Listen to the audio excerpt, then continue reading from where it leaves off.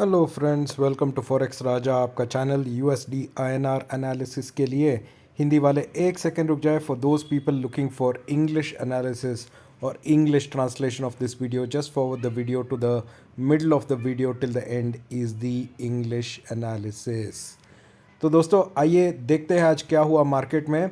और कल हमने कुछ लेवल्स बताए थे, क्या वो लेवल्स अचीव हुए कि नहीं, या मार्केट उस तरह से बिहेव हुआ कि नहीं। दोस्तों कल हम देख रहे थे शाम को क्लोजिंग जो हुआ था वीकेंड पे ऑलमोस्ट 8320 पे हुआ था।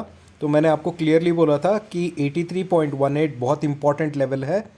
उसके ऊपर अगर स्पॉट ट्रेड करेगा तो 83.23 या 24, और अगर स्पॉट 83.24 के ऊपर जाता है दोस्तों तो आराम से स्पॉट वापस 83.31 के पास आ जाएगा या 2931 के पास आ जाएगा। और अगर 83.31 के ऊपर जाएगा तो 83.35, और 83.35 के ऊपर जाएगा दोस्तों तो आराम से ऑलमोस्ट 83.46, सॉरी यहाँ पे 46, 83.46 टच करने की चांसेस है। ये हमने कल डिस्कस किया था। ये सब हमारे रेसिस्टेंसेस थे। तो आप देख सकते हैं 9 o'clock को जब ओपनिंग हुआ दोस्तों, डायरेक्ट ओपनिंग हुआ ऑलमोस्ट 8331 पे। 3 कैंडल लिए आधे घंटे के अंदर ऑलमोस्ट 3 बाइंग कैंडल्स बन गए यहाँ पे, क्योंकि नीचे के लेवल्स पे बहुत सारे बाइंग है दोस्तों।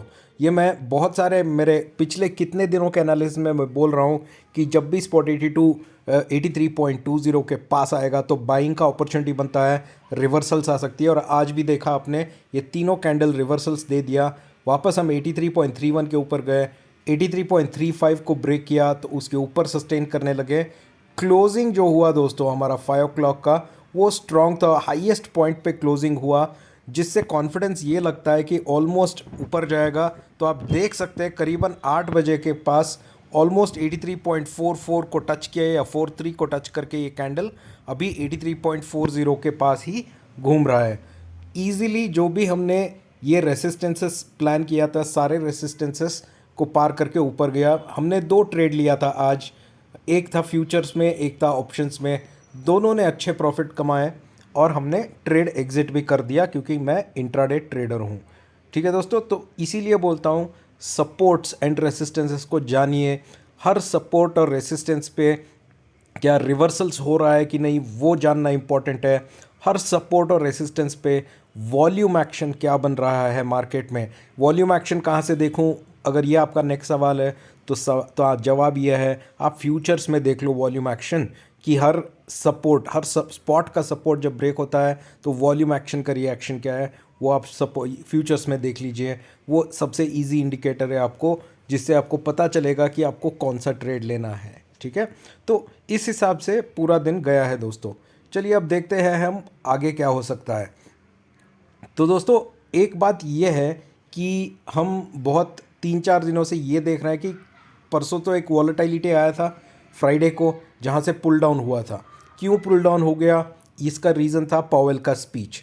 पावेल के स्पीच पावेल ने कहीं पे भी इंडिकेट नहीं किया है कि वो इंटरेस्ट रेट हॉल्ट करेंगे या इंटरेस्ट रेट को कम करेंगे। इनफैक्ट पावेल अपने स्पीच में हॉकिश थे, उन्होंने बोला और इंटरेस्ट रेट हाई करने की हम सोच रहे हैं। फिर भी ये पुल बैक आया, मेरे हिसाब से ये वॉलेटिलिटी कंट्रोल करने की एक कोशिश थी आरबीआई की। दैट्स, यही तो मैं इन्फर कर सकता हूँ दोस्तों। उसके बाद से वापस हम वही जोन में आ गए हैं। आप यहाँ देख सकते हैं ये 1 आवर का चार्ट मैंने इसीलिए पुल किया ताकि आपको एक ट्रेंड दिखा सकूँ। आप ये ट्रेंड देख सकते हैं यहाँ पे, अभी वापस हम सबसे हाई पे आ गए हैं। आप ये ट्रेंड देखिए दोस्तों, ये सबसे बढ़िया ट्रेंड है एक्चुअली। यहाँ पे सॉरी, आप ये ट्रेंड देखिए दोस्तों, यहाँ पे आपको पता चलेगा ये सबसे हाई पॉइंट पे अभी हम ट्रेड कर रहे हैं। ये 1 आवर का ट्रेंड है दोस्तों, और ये है करीबन 1 मंथ का ट्रेंड। ठीक है, सबसे हाई पॉइंट पर ट्रेंड कर रहे हैं।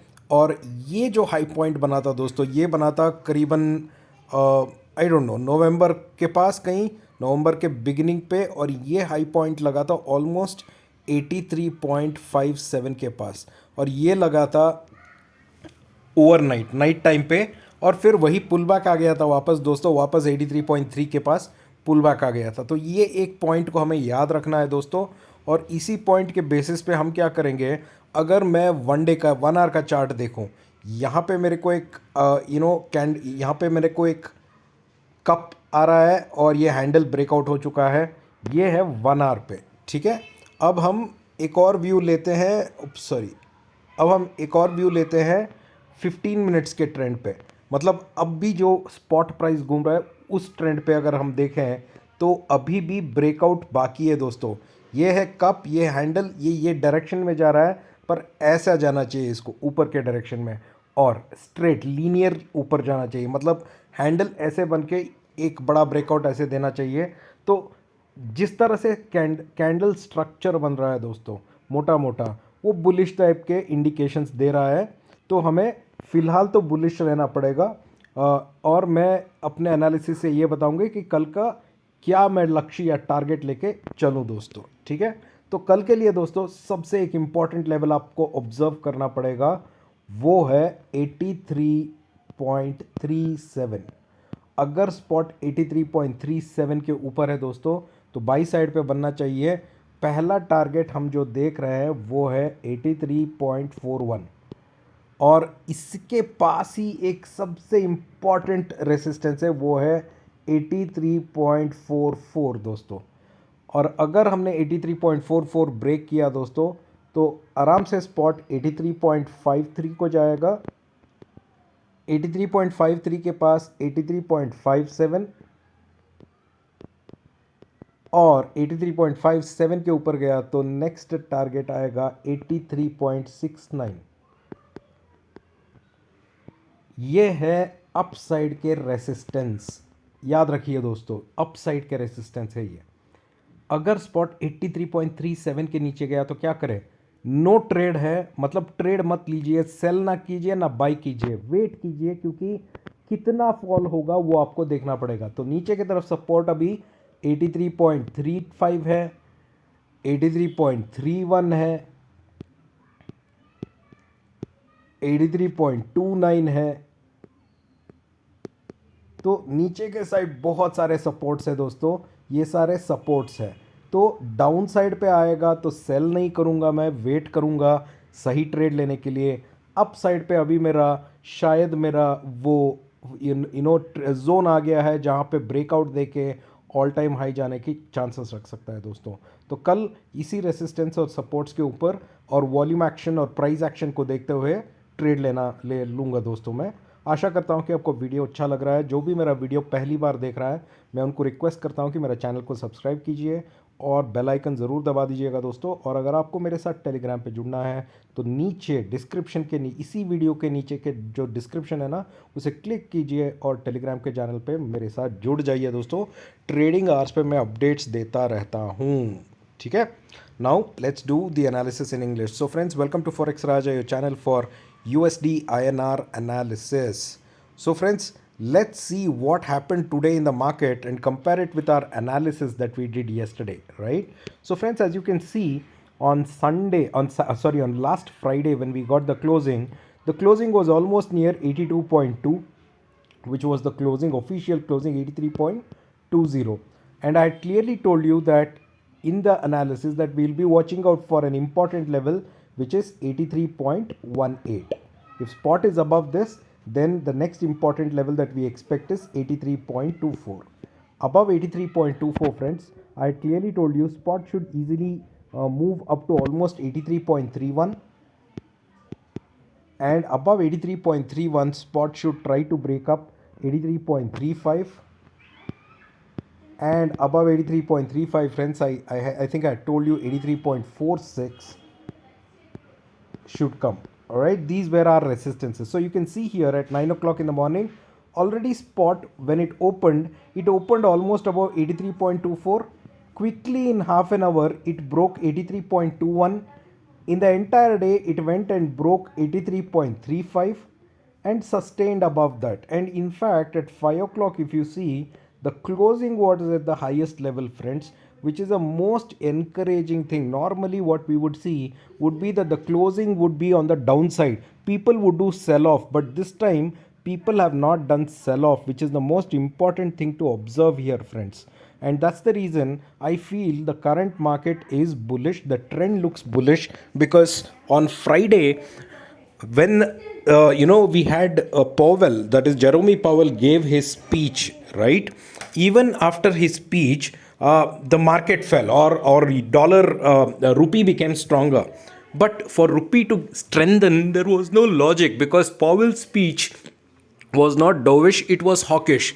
Even with a hawkish speech, how could the rupee become stronger? So I feel that there was an RBI intervention on Friday. However, today's up move proved that if dollar is falling down, if rupee strengthens near 83.20 levels, there is buying coming in to keep rupee on the lower side, and that's what was proved today, friends. So today I took two trades again. One is in futures, one is in options. Both of them met their targets, and I happily exited today both my trades. Right now, friends, let's do a little bit of trend analysis on an hourly basis over here, and let me show you some important data points that we have to remember. Okay, so friends, as you can see here, as you can see here, friends, this is the 1 hour trend. All right, and you can see here we are almost at the high point over here, trading at around 83.40. Somewhere near November's 8th or 9th, we've, even when spot had was at its highest point, it has gone and touched 83.57 levels. So this point becomes a good reference point for us to plot the next possible moves on the charts. Now, this is my observation on my 1 hour chart. At the same time, when I look at the 15-minute candle, friends, there is clearly a cup and a handle format. The handle is going on the slanted side, which is on the upside. Technically, when a cup and a handle is formed, the breakout has to be on a larger side. At least the length of the cup should be the breakout here. The length should be here. So technically, we should expect at least another 20 paisa breakout on this side. This is what I feel. This is what I feel as a breakout that we should get. So that means technically we should get somewhere close to 83.46 to 83.5 levels should be touched at least once. That's what I feel, friends. All right. So based on some of the chart readings and analysis, let's plan up let's plan up our day for tomorrow, friends, which is very important. As you can see here, let me take a little bit of range over here to explain what is it that we need to watch out for tomorrow. So friends, for tomorrow, an important level to be watched out is 83.37. Okay, if spot is above 83.37, then the next important level to watch out is where we are right now, 83.41. Above 83.41, friends, there is one very important resistance, 83.43. Spot has touched 83.43 more than like 4 times to 5 times, and every time it has fallen down. This is based on the historical data. So this time we have to watch if spot can break 83.43, which will make spot go to the level of 83.53 to 83.57. And if spot is able to sustain above 83.57, then the next target, open target, which will come is 83.69. These are the resistances. So tomorrow, watch the resistances. Look at the price action. Where do you see the price action? Very simple. Just look in the futures. You will see the price action. You have to have the spot chart in front of you. You have to compare the futures. Look at the price options, price action, and look at the pattern of buying, pattern of selling. That's how you determine whether a resistance is holding or not holding. Similarly, if spot falls down, if spot opens below 83.37, nothing to panic. I will not be selling because at the downside there are multiple supports now. 83.35 is the first support, 83.31 is the second support, and below 83.31, 83.29 is the third support. So with so many supports which have been tested multiple times, I will not be on the selling side. If at all spot goes down, I will wait just like how I waited today for a reversal and will buy at the cheapest price. My selling level is when spot goes below 83. Until spot is above 83, I think I'll be doing buying on dips, friends. I hope you're liking the video, friends. For those people watching the video for the first time, I request you to please subscribe to my channel and press the bell icon next to the subscribe button so that you get notified. If you want to join my Telegram channel, friends, the link is right below in the description of this video. Just click the link, join the Telegram channel. I keep giving updates during trading hours. Thank you so much, friends, for watching. We'll catch you in the markets tomorrow. Take care. Bye bye.